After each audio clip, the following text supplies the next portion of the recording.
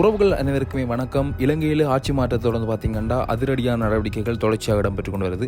இன்றைய தினம் கூட இலங்கையிலே உயர்நீதிமன்றத்திலே வழக்கிற்காக சென்றிருந்த குடியகழ்வு மற்றும் குடிவரவு திணைக்களத்தினுடைய கட்டுப்பாட்டாளர் நாயகம் உயர்நீதிமன்றத்தின் உத்தரவுக்கமைய இன்றைய தினம் உயர்நீதிமன்றத்திலே கைது செய்யப்பட்டிருக்கின்றார். அவர் கைது செய்யப்பட்டதுக்கான காரணம் என்னென்னு பார்த்தீங்கன்னா, கடந்த அரசாங்கத்தின் காலப்பகுதியில் இரத்திரனியல் விசா வழங்கும் செயல்முறை 2 தனியார் நிறுவனங்களுக்கு வழங்கப்பட்டமையை இரத்து செய்யுமாறு விடுவிக்கப்பட்ட நீதிமன்ற உத்தரவை நிறைவேற்ற தவறி நீதிமன்றத்தை அவமதித்த குற்றச்சாட்டில் குடிவரவு குடியகழ்வு கட்டுப்பாட்டாளர் நாயகம் விளக்கமறியல் வைக்கப்பட்டுள்ளார்.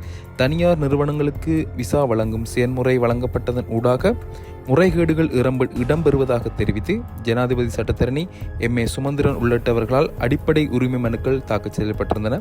அந்த மனுக்களின் அடிப்படையில் குறித்த தீர்மானத்தை இரத்து செய்ய உயர்நீதிமன்றமானது உத்தரவு வழங்கப்பட்டிருந்த போதிலும் கூட பார்த்தீங்கன்னா அதனை நடைமுறைப்படுத்த தவறியதாக குடியகழ்வு குடிவரவு கட்டுப்பாட்டாளர் நாயகத்திற்கு எதிராக குற்றம் சுமத்தப்பட்டிருந்தது. இந்த வழக்கு இன்றைய தினம் 25ஆம் தேதி விசாரணைக்கு எடுத்துக்கொள்ளப்பட்ட போது அவருக்கு எதிராக குற்றச்சாட்டு பத்திரம் பார்த்தீங்கன்னா அந்த இடத்துல வாசிக்கப்பட்டிருக்குது. அதன் பின்னர் பார்த்தீங்கன்னா வழக்கு சிறிது நேரத்தின் பின்னர் ஒத்திவைக்கப்பட்டதுடன் அதுவரையில் அந்த உயர் அதிகாரியை சிறைச்சாலை பாதுகாவலனுடைய பாதுகாப்பில் தடுத்து வைக்கப்பட்டிருந்தார். அதன் பிறகு மீண்டும் விசாரணைக்கு வழக்கு எடுத்துக்கொள்ளப்பட்ட வேளையிலே அந்த வழக்கு விசாரணை நிறைவடையும் வரை அவரை விளக்கமறியல் வைக்க உயர்நீதிமன்றம் உத்தரவிட்டிருக்கின்றது. குறித்த வழக்கு அடுத்த வருடம் ஜனவரி மாதம் 22ஆம் தேதி வரை ஒத்திவைக்கப்பட்டிருக்கிறது. ஜனவரி மாதம் 22ஆம் வரை பார்த்தீங்கன்னா அவர் விளக்கமறியலில் வைப்பதற்குரிய உத்தரவை நீதிமன்றம் இன்றைய தினம் பிறப்பித்திருக்கிறது. அந்த வகையில் பார்த்தீங்கன்னா இதுவும் ஒரு ஆட்சி மாற்றத்தினுடைய வெளிப்பாட்டை நாங்கள் பார்க்கக்கூடியமாக இருக்கும். குற்றம் சுமத்தப்பட்டவர்கள் எந்த பெரிய உயர் அதிகாரியாக இருந்தாலும் கூட அவர் நீதிமன்றத்தின் கட்டளைகளுக்கு ஏற்ப பார்த்தீங்கன்னா அவர்களுக்குரிய தண்டனைகள் வழங்கப்படுகின்றன, விளக்கமறியல் வைக்கப்படுகிறார்கள். நேற்றைய தினமும் கூட பார்த்தீங்கன்னா ஒரு கைது நடவடிக்கை இடம்பெற்றிருந்தன. அப்படி பார்த்தீங்கன்னா இன்னும் நிறைய கைது நடவடிக்கைகள் இடம்பெற போகின்றன என்று பார்த்தீங்கன்னா பரவலாக பேசப்பட்டு கொண்டிருக்கின்றது. ஊழல் செய்தவர்கள் குற்றவாளிகள் எல்லாமே சட்டத்தில் நிறுத்தப்பட்டு தண்டனைகளை பெற்றுக் கொடுப்பதாக மக்களுக்கு புதிய ஜனாதிபதி உறுதி அளித்திருப்பதையும் இந்த நேரத்தில் நான் உங்களுக்கு நினைவுபடுத்திக் கொள்கின்றேன்.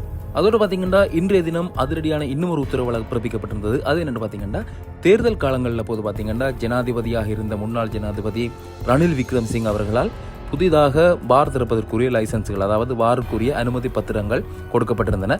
அந்த கொடுக்கப்பட்ட அவ்வாறு தேர்தலுக்கு முன்னைய கால பகுதிகளில் அல்லது தேர்தல் நெருங்குவதற்கு முன்னர் கொடுக்கப்பட்ட அந்த அனைத்து பார் உரிமைகளும், அதாவது மதுபான சாலைகளுக்குரிய அந்த உரிமைகள் அனைத்தையுமே ரத்து செய்வதாக பார்த்தீங்கன்னா இன்றைய தினம் ஜனாதிபதியால் அதிரடியான உத்தரவு பிறப்பிக்கப்பட்டிருப்பதாக பார்த்தீங்கன்னா செய்திகள் எல்லாமே தெரிவிக்கின்றன. அதோடு பார்த்தீங்கன்னா வட மாகாணத்துக்குரிய ஆளுநராக வேதநாயகம் என்பவர் நியமிக்கப்பட்டிருக்கின்றது.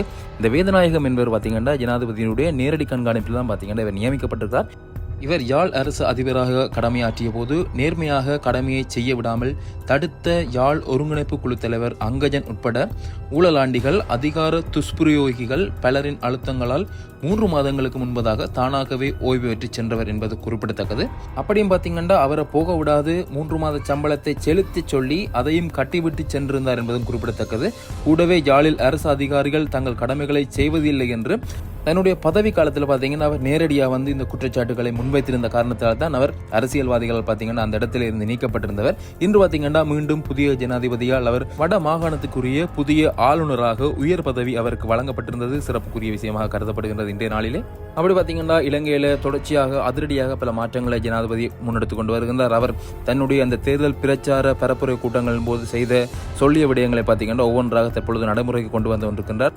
தொடர்ந்து அவர் தன்னுடைய வாக்குறுதிகளை நிறைவேற்றி நாட்டையும் மக்களையும் காப்பாற்ற வேண்டும் என்று பார்த்தீங்கன்னா மக்கள் ஆவலாக எதிர்பார்த்து கொண்டிருக்கிறார்கள். காணொலி பார்வையிட்ட உங்கள் அனைவருக்குமே நன்றி.